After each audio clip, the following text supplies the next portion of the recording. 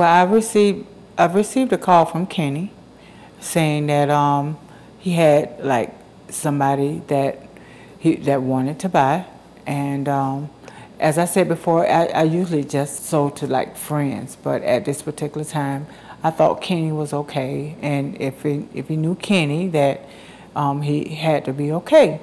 And when I got there, Kenny described that the police officer was wearing a blue Nike hat with a blue jersey. And I pulled up in front of the hotel, the Nansasawee, and he came to the car, and we drove around to the back of the Nansasawee, and he gave me $20, and I sold him a $20 rock. And from there, it went sour. I mean, they busted us. It was a setup, obviously. I don't think it was fair for Alethea because nobody ever offered her treatment. Nobody ever took the time to like represent her fairly, and for sure she didn't have a jury of her peers. They give her a lengthy sentence for no reason, for no apparent reason. She's in her 50s. She's an amputee. What possible harm could she do to society?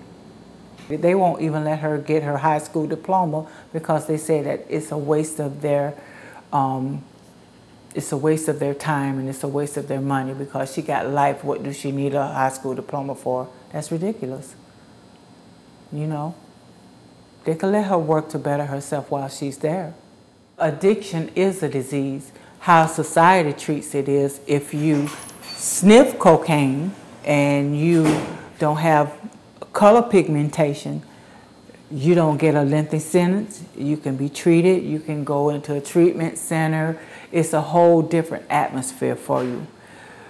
Even now, when I look at the opioid addiction, they're trying to make it part of the health care plan.